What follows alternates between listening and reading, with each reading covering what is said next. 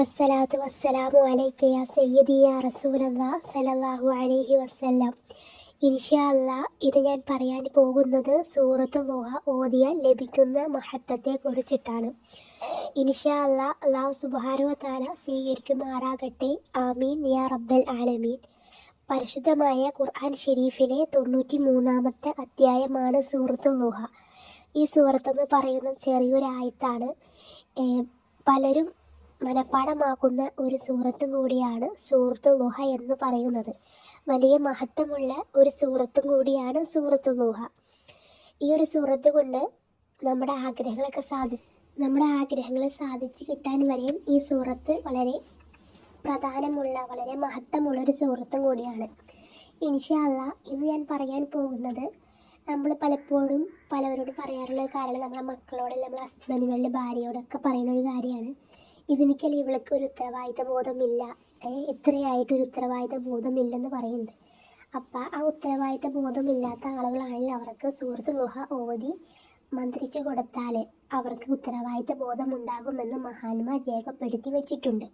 അപ്പം അത് ഏത് രീതിയിൽ ചെയ്താലാണ് ഉത്തരവാദിത്ത ബോധം ഉണ്ടാകുന്നതെന്ന് ഞാൻ പറയുന്നുണ്ട്. ഇൻഷാ അല്ലാഹ് അത് എങ്ങനെ ചെയ്താലാണ് എന്ന് വെച്ച് കഴിഞ്ഞാൽ ആ രൂപമാണ് ഇപ്പോൾ പറയാൻ പോകുന്നത്. സൂറത്ത് ളുഹ 40 തവണ ഓതിയതിന് ശേഷം അത് ഭക്ഷണ പദാർത്ഥത്തിലേക്കോ അല്ലെങ്കിൽ പാനിയിലേക്കോ മന്ത്രിച്ച് ഊതുക.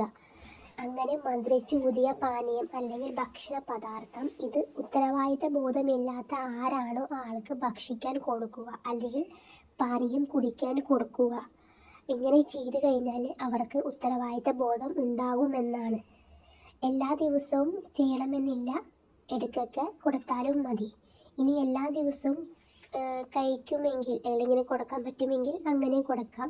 40 തവണ സൂറത്ത് ളുഹ ഓതിയതിന് ശേഷം മന്ത്രിച്ച് ഊതിയ ഭക്ഷണ പദാർത്ഥം ആ വ്യക്തിക്ക് കൊടുക്കുന്നത് വളരെ നല്ലതാണ്. ഇനിയിപ്പോൾ ഭക്ഷണങ്ങൾ കൊടുക്കാൻ പറ്റിയില്ല എന്നുണ്ടെങ്കിൽ നമ്മൾ വെള്ളത്തിലേക്ക് മന്ത്രിച്ച് ഊതിയിട്ട് 40 തവണ ഒറ്റ ഇരിപ്പിന് ഒന്നിച്ചിരുന്ന് ഓതണം. കൊടുത്ത് വന്ന് ഒന്നിച്ചിരുന്ന് വേണം 40 വട്ടം ഓതാനായിട്ട്. നമ്മൾ കുറച്ച് ഓതിക്കൊണ്ട് മാത്രം നമുക്കത് നമ്മുടെ ആ ഒരു ആഗ്രഹം സാധിച്ചു കിട്ടാൻ പറ്റിയെന്ന് വരില്ല. അപ്പോൾ നമ്മൾ പറയുന്ന പോലെ ചെയ്തെങ്കിലാണ് അതിൻ്റെതായ മഹത്വങ്ങൾ പറഞ്ഞേക്കുന്നത്. അതേ രീതിയിൽ നമ്മൾ ചെയ്തെങ്കിലാണ് നമുക്ക് അതിൻ്റെതായ ഫലം ഉണ്ടാവത്തുള്ളൂ. അപ്പോൾ അതുകൊണ്ട് തന്നെ ഒന്നിച്ചിരുന്ന് കൊടുത്ത് വന്ന് 40 തവണ ഒറ്റ ഇരിപ്പിൽ തന്നെ ചെല്ലി തീർക്കാൻ നോക്കുക. അതിന് ശേഷം ഭക്ഷണത്തിലോ അല്ലെങ്കിൽ പാനിയിലോ മന്ത്രിച്ച് ഊതിയതിന് ശേഷം ആ ഭക്ഷണം അവർക്ക് കൊടുക്കുക. എപ്പോഴും കൊടുക്കാൻ പറ്റുമെങ്കിൽ അങ്ങനെ ചെയ്യുക, അല്ലെങ്കിൽ ഇടയ്ക്ക് കൊടുക്കുക. ഇങ്ങനെ സ്ഥിരമായി കൊടുത്തു കഴിഞ്ഞാൽ അവർക്ക് ഉത്തരവാദിത്തം ബോധം ഉണ്ടാകുമെന്ന് മഹാന്മാർ റിപ്പോർട്ട് ചെയ്തിട്ടുണ്ട്. അപ്പോൾ നാം മനസ്സിലാക്കുക, മഹാന്മാർ അത് വിജയിച്ച ശേഷമാണ് നമ്മളിലേക്ക് എത്തുന്നത്. അപ്പം അത്രത്തോളം മഹത്വമുള്ള ഒരു സൂറത്തും കൂടിയാണ് സൂറത്ത് ളുഹ എന്ന് പറയുന്നത്.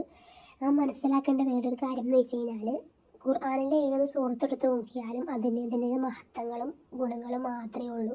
അത് ദുനിയാവിലും ആഖിറത്തിലും അതേപോലെ തന്നെ നമ്മുടെ ആഗ്രഹങ്ങൾ വരെ സാധിച്ചു കിട്ടുന്നുണ്ട്. അത് ഖുർആനാവട്ടെ, ദിക്റുകളാവട്ടെ, സ്വലാത്തുകളാവട്ടെ, എല്ലാത്തിൻ്റെയും ഗുണങ്ങൾ മാത്രമേ ഉള്ളൂ. പുറമേ നമ്മുടെ ആഗ്രഹങ്ങൾ വരെയും നമ്മുടെ മനസ്സിലുള്ള ആഗ്രഹം വരെ സാധിച്ചു കിട്ടുന്നു. അതുകൊണ്ട് തന്നെ നമ്മൾ പറയുന്ന കാര്യങ്ങളെല്ലാം മനസ്സിലാക്കിയിട്ട് നമ്മുടെ ആഗ്രഹങ്ങളൊക്കെ സാധിച്ചു കിട്ടാൻ വേണ്ടി പറയുന്ന പോലെ ചെയ്തു കഴിഞ്ഞാൽ ഇൻഷാ അല്ലാഹു സുബ്ഹാനഹു വ തആല സൂറത്തിൻ്റെ ബറക്കത്ത് കൊണ്ട് അല്ലെങ്കിൽ ഖുർആൻ്റെ ബറക്കത്ത് കൊണ്ട് അല്ലെങ്കിൽ സ്വലാത്തിൻ്റെ ദിക്റിൻ്റെ ബറക്കത്ത് കൊണ്ട് അവൻ്റെ ആഗ്രഹം സാധിച്ചു തരും എന്നതാണ്.